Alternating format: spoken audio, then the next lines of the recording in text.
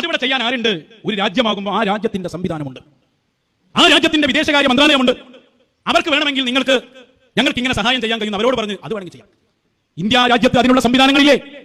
India രാജ്യത്തിന് വിഷയം കൈകാര്യം ചെയ്യുന്ന റൂട്ടുകളില്ലേ? അവിടെ ആ റൂട്ടും സംവിധാനവും ഇനി ഞങ്ങൾക്കൊന്നും ചെയ്യാനാകില്ലെന്ന് പറഞ്ഞിട്ട് നിമിഷപ്രിയ ആക്ഷൻ കൗൺസിൽ കൊടുത്ത ഹർജിക്ക് മറുപടിയായി പറഞ്ഞത് കുഞ്ഞോൻ കണ്ടില്ലേ? അതിൽ കേന്ദ്രത്തിനെ കുറ്റം പറഞ്ഞിട്ടും കാര്യമില്ല. കാരണം എന്താ? കേന്ദ്രത്തിന് യമനുമായി ബന്ധപ്പെടാൻ നയതന്ത്ര ബന്ധങ്ങളില്ല. പിന്നെ ഇനി എന്താ ബന്ധമുള്ളത്? ഹൂത്തികൾ അംഗീകരിക്കുന്ന ഇറാനുമായി ബന്ധപ്പെടണം. അതാകട്ടെ ഇസ്രായേൽ ഇറാൻ യുദ്ധത്തിൽ ഇസ്രായേലിന്റെ പക്ഷം ചേർന്ന് ഇന്ത്യ നിന്നതുകൊണ്ട് തന്നെ അവിടെ ഒരു ബന്ധം വഷളായി കിടക്കുകയാണ്. അവർക്ക് വേണമെങ്കിൽ ഞങ്ങൾക്ക് ഇങ്ങനെ സഹായം ചെയ്യാൻ കഴിയുന്ന അവരോട് പറഞ്ഞ് അത് വേണമെങ്കിൽ ചെയ്യാം. പ്രത്യേകിച്ചും നയതന്ത്ര ബന്ധമില്ലാത്ത രാജ്യങ്ങളിൽ കേന്ദ്ര സർക്കാർ ഇടപെട്ട് ചെയ്യേണ്ട ഒരു കാര്യം. ഈ ചങ്ങായിക്ക് എന്താണ് നയതന്ത്ര ബന്ധം എന്ന് മനസ്സിലായിട്ടില്ല എന്നാ തോന്നുന്നത്. പ്രത്യേകിച്ച് നയതന്ത്ര ബന്ധമില്ലാത്ത ഒരിടത്ത് കേന്ദ്ര സർക്കാർ ഇടപെട്ട് ചെയ്യേണ്ട ഒരു കാര്യം. എന്റെ ചങ്ങായിയെ നയതന്ത്ര ബന്ധമില്ല എന്ന് പറഞ്ഞാൽ പിന്നെ അവിടെ കേന്ദ്ര സർക്കാരിന് ഇടപെടാൻ പറ്റൂല, പരിമിതിയുണ്ട്. നയതന്ത്ര ബന്ധമുള്ളിടത്തെ കേന്ദ്രത്തിന് ഇടപെടാൻ പറ്റുള്ളൂ. ഒരു മൊയിലേര് ചെയ്തു വാദിച്ചു വരുമ്പോഴാണ് നമ്മൾ ഇതിൽ ഇടപെട്ടത്. പ്രശ്നപ്പതാണ്. ഒരു മൂല്യര് ബന്ധപ്പെട്ടു, നമ്മളെ ശേഖന് കഴിയാത്തൊരു കാര്യം വേറൊരു മൂല്യര് ചെയ്യേ. അത് ലോകം നിയന്ത്രിക്കുന്ന നമ്മുടെ ശേഖന് കഴിയാത്തൊരു കാര്യം ആ മൂല്യരാകട്ടെ നമ്മളെ ശേഖനെ തള്ളിപ്പറഞ്ഞ ഒരു മൂല്യര്. ആര്? കാന്തപുരം ഉസ്താദ്. അത് ഞങ്ങൾക്ക് പറ്റൂല. അതാണ് അവിടുത്തെ പ്രശ്നം. കള്ളത്തരം പറയുമ്പോൾ കള്ളത്തരാന്ന് പറയണേ. നിങ്ങൾ എന്തിനാണ് ഇതിൽ വന്നതെന്ന് ഞങ്ങൾക്ക് തിരിയാത്തത്? അത് തിരിച്ചു തരാം. അത് ഞാൻ പറയുന്നില്ല. ഉസ്താദ് എന്തിനാണ് ഇതിൽ വന്നത് എന്ന് ആക്ഷൻ കൗൺസിലിന്റെ ട്രഷറർ കുഞ്ഞമ്മദൊക്കെ തന്നെ പറഞ്ഞുതരും. എന്തായാലും ആക്ഷൻ കൗൺസിൽ ഇതിൽ ബന്ധപ്പെട്ടിട്ടില്ല എന്ന് നൗഷാദ് പറയില്ലല്ലോ. കാന്തപുരം ബന്ധപ്പെട്ടിട്ടില്ല എന്ന് പറയാം. ആക്ഷൻ കൗൺസിൽ ബന്ധപ്പെട്ടു, അവർക്കാണ് ആദ്യം കത്ത് കൊടുത്തത്, അത് പിന്നെ കാന്തപുരത്തിന് അയച്ചു കൊടുത്താന്നൊക്കെയാണ് ഇന്നലെ വരെ പ്രസംഗിച്ചത്. അത് കിട്ടിയതായിരിക്കാൻ നിങ്ങൾ ആക്ഷൻ കൗൺസിൽ അതിൽ കക്ഷി ചേർന്നിട്ടുണ്ടല്ലോ, അവർക്ക് കിട്ടിയതാണ്. കുഞ്ഞമ്മദൊക്കെ പറയട്ടെ. നിമിഷപ്രിയയുടെ വധശിക്ഷ നടപ്പാക്കുന്നത് കട്ട് ഓഫ് ഡേറ്റ് വെച്ചു. ഇതിനിടയിൽ പല തരത്തിൽ കേരളത്തിൽ അങ്ങോളം കഴിഞ്ഞ ഒരു വർഷം 2024 23 എല്ലാമുള്ള വർഷം 2022 വർഷം, ഈ വർഷത്തിൽ കേരളത്തിലെ എല്ലാ ആളുകളെയും ഞങ്ങൾ സമീപിച്ചിട്ടുണ്ട്. എല്ലാ ആളുകളെയും സമീപിച്ചിട്ടുണ്ട്. ഞങ്ങൾ സമീപിക്കാത്ത രാഷ്ട്രീയക്കാർ കേരളത്തിലില്ല. ഞങ്ങൾ മാരാർജി ഭവനിലും AKG ഭവനിലും അതേപോലെ പാണക്കാട്ടും എല്ലാ തറവാടുകളിലും അതുപോലെ കോൺഗ്രസിന്റെ ലീഗിന്റെ ഏത് കക്ഷി രാഷ്ട്രീയം ഇക്കാര്യത്തിലില്ല. സുപ്രീം കോടതിയിലെ ഹർജി, ആ ഹർജി സുപ്രീം കോടതി പരിഗണിച്ചപ്പോൾ 14-ാം തീയതി അത് ആ സുപ്രീം കോടതി വിചാരണ നടക്കുമ്പോൾ അതിലെ പരാതിക്കാരൻ എന്ന നിലക്ക്, കക്ഷി എന്ന നിലക്ക് ഞാനത് ഓൺലൈനിൽ ഈ സാധനം കണ്ടുകൊണ്ടിരിക്കുകയാണ്, വിചാരണ കണ്ടുകൊണ്ടിരിക്കുകയാണ്. അവിടെ അറ്റോർണി ജനറൽ എന്താണ് പറഞ്ഞത്? വെങ്കട്ടരമണൻ അദ്ദേഹം പറഞ്ഞത് എന്താണ്? അദ്ദേഹം പറഞ്ഞത് ഇന്ത്യ ഗവൺമെന്റ് അഭിപ്രായമാണ്. എന്താണ് ഇന്ത്യ ഗവൺമെന്റ് അഭിപ്രായം? ഞങ്ങൾക്കൊന്നും ഇത് ചെയ്യാനില്ല, ഞങ്ങൾക്കൊന്നും ചെയ്യാൻ കഴിയില്ല. പിന്നെ കഴിയില്ല എന്ന് പറഞ്ഞപ്പോൾ തന്നെ അവിടെയുള്ള ഷെയ്ഖുമാരുമായിട്ടൊക്കെ ബന്ധപ്പെട്ടുകൊണ്ടാണ് എന്തെങ്കിലും ചെയ്യാൻ പറ്റൂ എന്നുള്ള പരാമർശം. ആ ഇന്ത്യ ഗവൺമെന്റിന്റെ നിസ്സഹായത നമുക്ക് മനസ്സിലാവും. അപ്പോൾ രാജ്യത്തിന്റെ നയതന്ത്ര തലത്തിൽ ചെയ്തു തീർക്കേണ്ടുന്ന ഒരു കാര്യത്തിൽ പോലും നിസ്സഹായതയോടെ നിൽക്കുന്ന കോടതിയിൽ വന്ന് കൈകെട്ടി നിന്ന് ഞങ്ങൾക്കൊന്നും സാധ്യമല്ല എന്ന് പറഞ്ഞെടുത്താണ് ഞങ്ങൾ അഭിമന്യനായിട്ടുള്ള ഷെയ്ഖുന കാന്തപുരം AP അബൂബക്കർ മുസ്ലിയാരുടെ മുമ്പിൽ അഭയം തരുന്നതും. ഈ രംഗത്ത് ഒരുപാട് ആളുകൾ ഈ മിഷനുമായി സഹകരിച്ചിട്ടുണ്ട്. അതേ സ്ഥാനത്ത് ഇതിന്റെ ഒരു ക്രെഡിറ്റും ഞങ്ങൾ ആരും ആവശ്യപ്പെടുന്നില്ല. കേട്ടില്ലേ? ഇതിനു വേണ്ടി പ്രവർത്തിക്കുന്ന അഥവാ നിമിഷപ്രിയയുടെ മോചനത്തിന് വേണ്ടി പ്രവർത്തിക്കുന്ന ആക്ഷൻ കൗൺസിൽ അവർ ഉസ്താദിന്റെ അടുത്ത് വന്നിട്ട് പറയാണ്, കേന്ദ്രത്തിന് ഇനി ഒന്നും ചെയ്യാൻ കഴിയില്ല, നിങ്ങൾക്ക് അവിടെ പണ്ഡിതന്മാരുമായി ബന്ധമുണ്ടല്ലോ, നിങ്ങളൊന്ന് ഇടപെടുമോ? ഇപ്രകാരം തന്നെ ചാണ്ടി ഉമ്മൻ അദ്ദേഹം വന്ന് പറയുന്നു, നിങ്ങൾ ഇടപെടണം. ആക്ഷൻ കൗൺസിലും ചാണ്ടി ഉമ്മനും ഒക്കെ ഉസ്താദിനോട് ഇടപെടണം എന്ന് പറഞ്ഞതിന്റെ അടിസ്ഥാനത്തിൽ മാത്രമാണ് ഉസ്താദ് ഇടപെട്ടിട്ടുള്ളത്. അല്ലാതെ ഈ ചങ്ങായി പറയുന്നത് പോലെ പച്ചയായ കള്ളത്തരം പറഞ്ഞ് പ്രസിദ്ധിക്കും ആളുകളെ മുമ്പിൽ ആളാകാനും വേണ്ടി. ആളാകാൻ എന്താ ചെയ്യേണ്ടത്?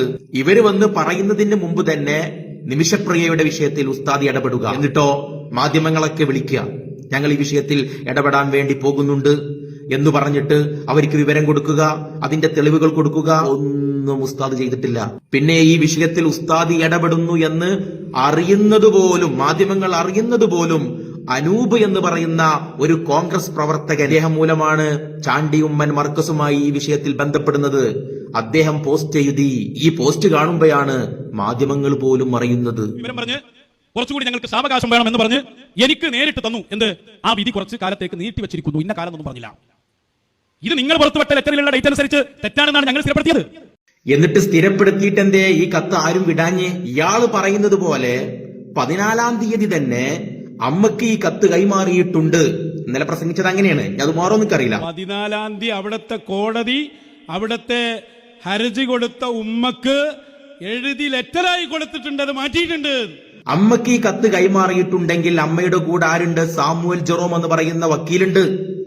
നിമിഷപ്രിയ ആക്ഷൻ കമ്മിറ്റി അദ്ദേഹത്തിനെ ഈ വിഷയത്തിൽ 38 ലക്ഷം രൂപ കൊടുത്ത് ഏൽപ്പിച്ചതാ. എന്നിട്ട് ഈ 38 ലക്ഷം രൂപക്ക് നിങ്ങൾ അവിടെ എന്ത് ചെയ്തു എന്ന് ചോദിച്ചപ്പോ അത് നിങ്ങളോട് എനിക്ക് പറയേണ്ടതില്ല എന്നും പറഞ്ഞിട്ട് അവരുടെ ഗ്രൂപ്പിൽ നിന്ന് ലെഫ്റ്റായി പോയ ആളാണ് സാമുവൽ ജെറോം. അപ്പൊ ഈ വിവരം കിട്ടിയിട്ടുണ്ടെങ്കിൽ അദ്ദേഹം ആദ്യം ഇത് പ്രസിദ്ധീകരിക്കും. കാരണം അദ്ദേഹത്തിന്റെ അഭിമാന പ്രശ്നമാണിത്. 5-6 വർഷമായി ഇതിനു വേണ്ടി അധ്വാനിക്കുന്നു, അമ്മയെ കൊണ്ടുവന്നു, എന്നിട്ടും എനിക്കൊന്നും നടത്താൻ കഴിഞ്ഞില്ല എന്ന് പറഞ്ഞാൽ അദ്ദേഹത്തിന്റെ അഭിമാന പ്രശ്നം തന്നെയല്ലേ. ഇനിയിപ്പോ അന്ന് വിടാൻ കഴിഞ്ഞില്ല എന്ന് വെക്കുക. 15-ാം തീയതി വൈകുന്നേര സമയത്തല്ലേ ഉസ്താദ് ഈ കത്ത് പ്രസിദ്ധീകരിക്കുന്നുള്ളൂ, രാവിലെ ഉച്ചല്ലേ. എന്നിട്ടെന്തേ ഈ സാമുവൽ ജെറോം അത് കേന്ദ്രത്തിന് കൈമാറാഞ്ഞ്? എന്തേ ഇവിടുത്തെ മാധ്യമങ്ങൾക്ക് കൈമാറാഞ്ഞ്? അവർക്ക് കത്ത് കിട്ടിയിട്ടില്ല. കത്ത് കിട്ടിയതായിരിക്കും മാത്ര, കാന്തപുരം ഉസ്താദിന് മാത്ര. അതല്ലാതെ കാന്തപുരത്തിന്റെ ഇടപെടലല്ല എന്ന് പറയുന്നു. പക്ഷേ നമ്മളെ സംബന്ധിച്ച് കാന്തപുരത്തിന്റെ ഇടപെടലിൽ ഉണ്ടായിരിക്കുന്ന ഫലമാണ്, അതായത് മണിക്കൂറുകൾ മാത്രം ബാക്കി നിൽക്കെ ഈ വധശിക്ഷ നാളെ നടപ്പാക്കേണ്ട ദിവസമാണ്. അതിന് മണിക്കൂറുകൾക്ക് മുമ്പ് വന്ന തീരുമാനം, ആ ഉത്തരവിന്റെ കോപ്പിയും നമ്മൾ ഇവിടെ കാണുന്നത് കാന്തപുരം അത് ഷെയർ ചെയ്യുമ്പോഴാണല്ലോ. അപ്പോൾ എന്തായാലും ആ ഇടപെടൽ ഉണ്ടായിട്ടുണ്ട്. ആരും മാത്രമല്ല ആ മഹത്തായ ജോലിയിൽ നിന്ന് ആളുകളെ പിന്തിരിപ്പിക്കുന്ന പണി കൂടി എടുക്കുന്നത്. ഏത് മഹത്തായ ജോലി? നിമിഷപ്രിയയുടെ മോചനോ? അത് മഹത്താണോ? നമ്മൾ അളിയങ്കാക്ക് വരട്ടെ. അത് നിമിഷപ്രിയക്ക് മാത്രമല്ല, നമ്മൾ ഗോവിന്ദചാമിക്കും. എന്താ അയാളും മനുഷ്യരോടൊപ്പം തന്നെ, അയാൾ മൃഗമൊന്നുമല്ലല്ലോ. അപ്പൊ നൗഷാദുമാന് വലിയ മഹത്വവൽക്കരിക്കുന്നു വേണ്ട, അത് ഗോവിന്ദചാമിനെ പോലെ ഒരു കുറ്റവാളി മാത്രം, അത്രേ ഉള്ളൂ. അതാണ് അളിയങ്ക പറയുന്നത്. അപ്പൊ ഇവിടെ കേരള സർക്കാർ ആണെങ്കിൽ അങ്ങനെ ഒരു വിഷയം കൈകാര്യം ചെയ്യുന്നതിന് അതിനൊരു റൂട്ട് ഉണ്ടെങ്കിൽ ആ റൂട്ട് അനുസരിച്ച് വേണം അത് നീങ്ങാൻ. ഇതാ ഞങ്ങൾ പറഞ്ഞത്. എന്റെ ചങ്ങായിയെ, ആ റൂട്ട് ഇന്ത്യക്ക് ഇല്ല എന്നല്ലേ ഈ പറഞ്ഞു വരുന്നത്. എത്ര പറഞ്ഞെന്നാലും മനസ്സിലാവൂലേ? ഇന്ത്യക്ക് യമനുമായി നയതന്ത്ര ബന്ധമില്ല. ആ ബന്ധമുണ്ടെങ്കിലേ റൂട്ട് ശരിയാവുള്ളൂ. അതുകൊണ്ട് തന്നെ ഈ വിഷയത്തിൽ കൂടുതലൊന്നും കഴിയില്ല എന്ന് അവർ പറഞ്ഞു വെച്ചു. അപ്പോഴാണ് നിമിഷപ്രിയ ആക്ഷൻ കമ്മിറ്റി ഉസ്താദുമായി ബന്ധപ്പെടുന്നത്. കാരണം എന്തുകൊണ്ട്? അവിടെ ഇസ്ലാമിക നിയമമാണ്, അവിടുത്തെ ഇസ്ലാമിക പണ്ഡിതരുമായി ഉസ്താദിന് ബന്ധമുണ്ട്. ഇനി അവരുമായി വല്ലതും നടക്കുമോ എന്ന് വിചാരിച്ചിട്ട് ഇത് പിന്നെ ഇങ്ങനെ പ്രസംഗിച്ചടക്കന്നെ. ഇവിടെ ഇന്ത്യ ചെയ്യണ്ടേ, ഇന്ത്യക്ക് ചെയ്യാൻ കഴിയില്ല എന്ന് ഇന്ത്യ പറഞ്ഞു. അത് ഇന്ത്യയുടെ കുറ്റമല്ല എന്ന് ഞാൻ നേരത്തെ പറഞ്ഞു. നിങ്ങളുടെ അഭ്യർത്ഥന മാനിച്ച് നിങ്ങൾക്ക് ലെറ്റർ തന്നു. എന്നാങ്ങൾ അഭ്യർത്ഥിച്ചത് ജൂലൈ 15-ന്. എന്നാ ഞങ്ങൾക്ക് ലെറ്റർ കിട്ടിയെന്ന് പറഞ്ഞത് ജൂലൈ 15-ന്. ആ ലെറ്റർ എന്നാ കോടതി കൊടുത്തത് ജൂലൈ 14-ന്. അതാ ഞങ്ങൾക്ക് தெரியாது. ജൂലൈ 15-നാണ് ഉസ്താദ് നിമിഷപ്രിയയുടെ വിഷയത്തിൽ ഇടപെടുന്നത് എന്ന് ഇയാളോട് ആരാ പറഞ്ഞത്? ഇയാൾക്ക് എന്ത് തെളിവാണ് ആ വിഷയത്തിലുള്ളത്? ഔദ്യോഗികമായിട്ട് എന്തെങ്കിലും തെളിവുണ്ടോ? ഇയാളുടെ തെളിവ് ഇപ്പൊ എന്തുമാത്രമാണ്? മാധ്യമങ്ങൾ മാത്രമാണ്. അവിടെ ഓരോ സമയത്തും നമ്മളെ ഓരോ ചാനലിൽ വന്ന വാർത്തയായിരിക്കും തെളിവ്. തന്നെ കിതാബിലുണ്ടാവില്ലല്ലോ.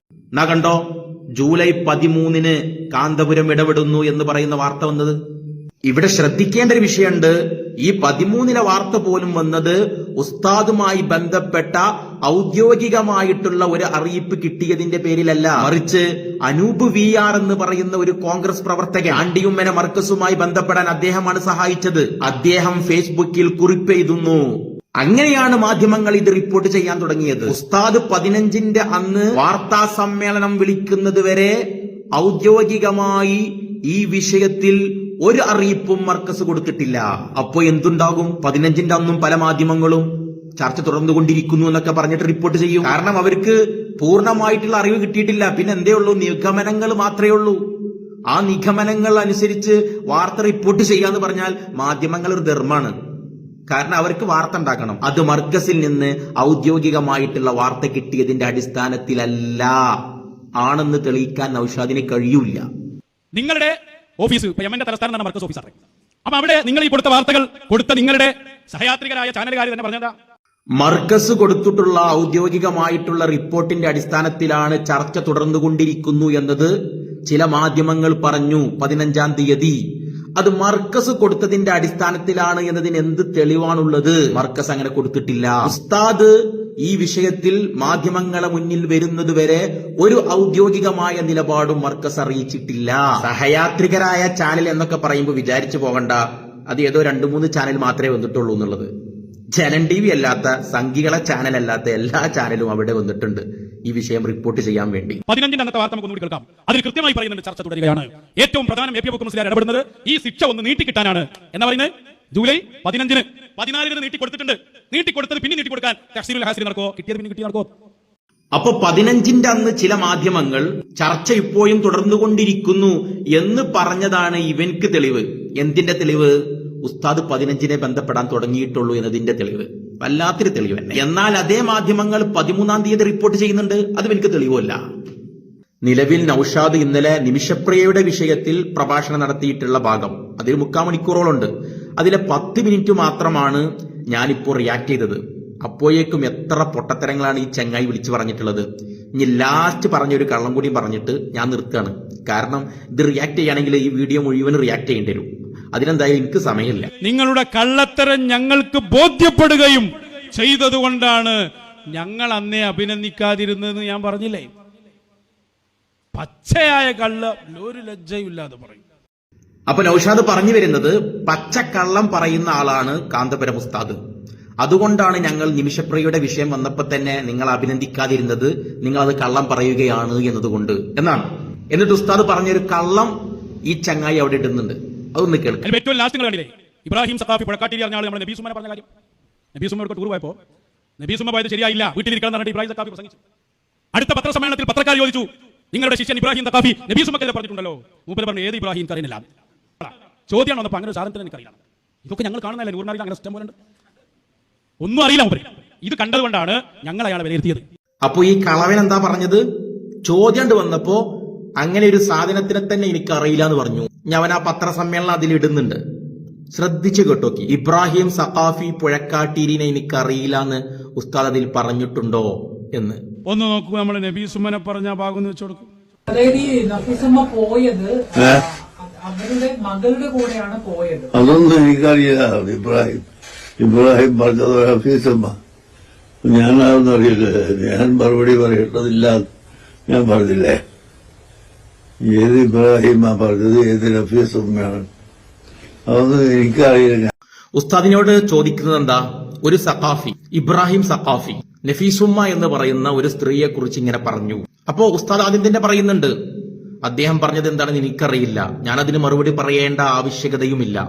ദിവസം നബീസുമ എന്ന് പറഞ്ഞിട്ടുള്ള ഒരു സ്ത്രീക്കെതിരെ ഒരു സഖാഫി ഇബ്രാഹിം സഖാഫി ഒരു പ്രസ്താവന നടത്തിയിരുന്നു. അതായത് സ്ത്രീക്കെതിരെ അങ്ങനെ യാത്ര പോകേണ്ട കാര്യമുണ്ടോ, ഇതാണ് ഇപ്പോഴത്തെ കാലത്ത് ഇതൊക്കെയാണ് സംഭവിക്കുന്നതെന്നൊക്കെയാണ് അദ്ദേഹം പറഞ്ഞത്. ഭർത്താവ് മരിച്ച ആളായാലും ആരായാലും യാത്രകളൊക്കെ പോകുന്നതിന് എന്തെങ്കിലും മതം തടസ്സമായി നിൽക്കുന്നുണ്ടോ? അദ്ദേഹം പറഞ്ഞതിന് ഞാൻ മറുപടി പറയേണ്ടതില്ല. അദ്ദേഹം എന്താ പറഞ്ഞത് എനിക്കറിയുകയുമില്ല. ഇവിടെ നോട്ട് ദ പോയിന്റ്.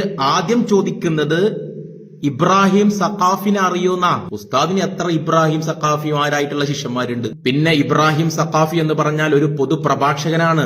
അദ്ദേഹം എത്ര പ്രഭാഷണം നടത്തിയിട്ടുണ്ട്, അതൊക്കെ കേൾക്കലാണ് ഉസ്താദിന്റെ പണി. ഇനി ഏതെങ്കിലും ഒരു പ്രഭാഷണത്തിൽ വിവാദമായാൽ, എന്റെ ഒരു ശിഷ്യൻ ഇങ്ങനെ പ്രഭാഷണം നടത്തിയിട്ടുണ്ട്, അത് വിവാദമായിട്ടുണ്ട്, അത് കേൾക്കലാണ് ഉസ്താദിന്റെ പണി.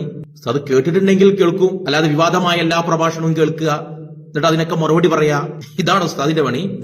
അതൊന്നും എനിക്കറിയില്ല, ഞാൻ ആ വിവരം തന്നെ. അതൊന്നും എനിക്കറിയില്ല, ഞാൻ ആ വിവരം തന്നെ. Note the point.